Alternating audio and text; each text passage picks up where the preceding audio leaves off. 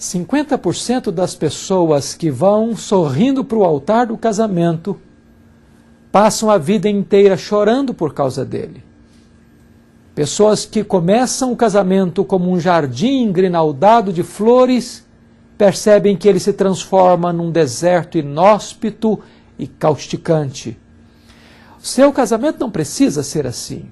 Deus tem princípios claros na sua palavra para conduzir você à verdadeira felicidade no casamento. O programa de hoje vai tratar deste importantíssimo assunto. E eu gostaria que você e sua família participasse do programa, assistisse o programa, você ligasse para um amigo, porque Deus tem algo especial para a sua vida e para a sua casa.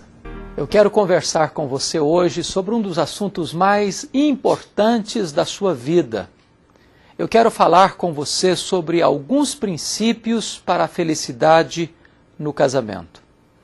No livro de Cantares, capítulo 4, a partir do verso 7, Salomão começa a traçar algumas diretrizes e balizas para um casamento feliz.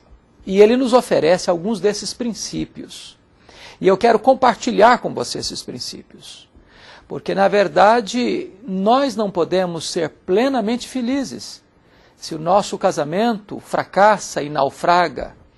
É bem verdade que muitas pessoas que começam a vida conjugal indo para o altar, cheio de sonhos, de planos, de projetos, 50% dessas pessoas acabam vivendo a vida chorando, sofrendo e terminando essa trajetória, muitas vezes, nas barras de um tribunal, num divórcio traumático e doloroso. É possível você começar um casamento com alegria, com sonhos, com planos, com coração pleno de amor, de romantismo, e no meio do caminho você perceber que esta relação adoece, que esta relação se desertifica, que esta relação começa a sangrar, e então manter a comunicação parece impossível, o romantismo desaparece, e a harmonia vai embora, o lar se transforma numa arena de brigas, de mágoas, de contendas, e a situação fica absolutamente insustentável. Como é que nós podemos então criar instrumentos e balizas para que este casamento seja feliz? Vamos ver esses princípios no livro de Cantares, capítulo 4. O primeiro princípio é o princípio do elogio. No verso 7, Salomão diz assim: Tu és toda formosa, querida minha, e em ti não há defeito. Parece que este homem estava morando na lua, ou parece que este homem não estava sendo honesto, porque você pode questionar, não existe uma pessoa sem defeito. Então por que ele diz isso? Ele diz isso porque o amor se concentra nas virtudes e não nos defeitos. O seu papel no casamento não é o papel de um detetive que fica vasculhando os erros do seu cônjuge.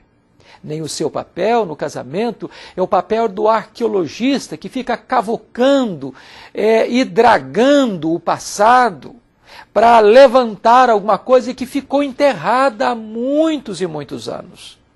O seu papel no casamento é pontuar as virtudes do seu cônjuge, valorizar as virtudes do seu cônjuge, verbalizar isso para ele. Porque quando você foca nas virtudes, você encoraja o seu cônjuge a superar as suas próprias fraquezas. Há um ditado chinês que diz assim: você pega mais moscas com a gota de mel do que com um barril de fel. Um elogio sincero vale mais do que 1000 críticas. Regue o seu casamento de palavras boas, de palavras encorajadoras, de palavras que estimulam, porque desta maneira você fazendo, você vai colocar o seu cônjuge numa disposição de melhorar. Por exemplo, lá em Provérbios 31 diz que o homem disse acerca da sua mulher: há muitas mulheres virtuosas, mas a minha a todas excede. Resultado? Diz a Bíblia que esta mulher fazia bem ao seu marido todos os dias da sua vida. Seja pródigo no elogio. E você será o principal beneficiado deste investimento. Se você plantar, você vai colher. Se você investir, você vai ter o retorno. Então, seja pródigo nos elogios. O segundo princípio é o princípio do romantismo. Aqui está escrito no verso 9: arrebataste-me o coração com o só dos teus olhares, e arrebataste o meu coração, ó minha irmã, noiva minha. Esta é a linguagem romântica.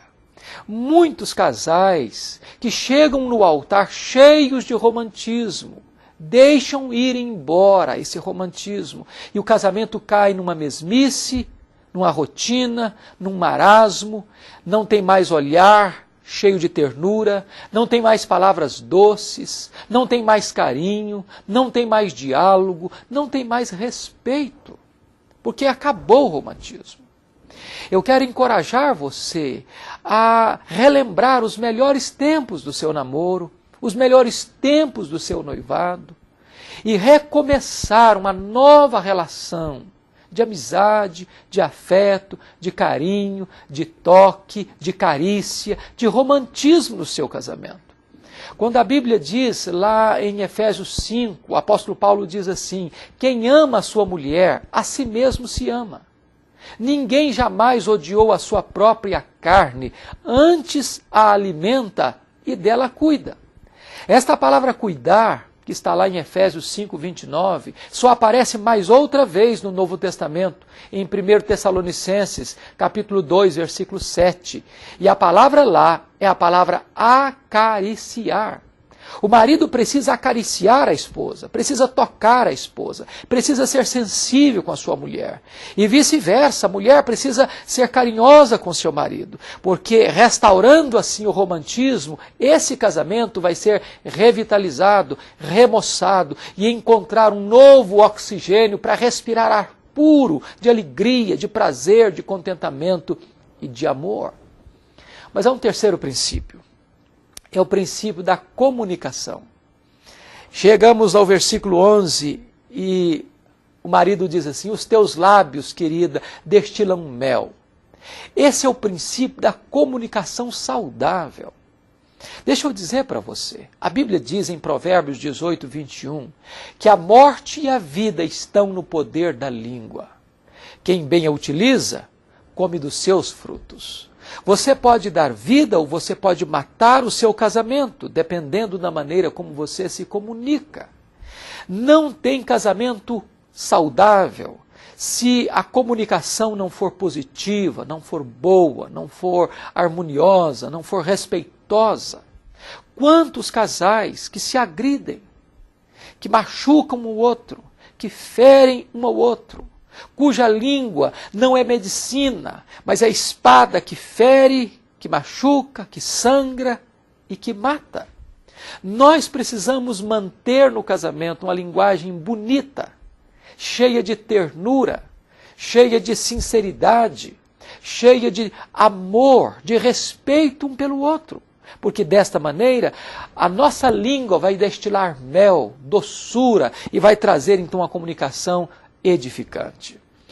Tiago 1,19 diz assim: todo homem seja pronto para ouvir, tardio para falar e tardio para se irar.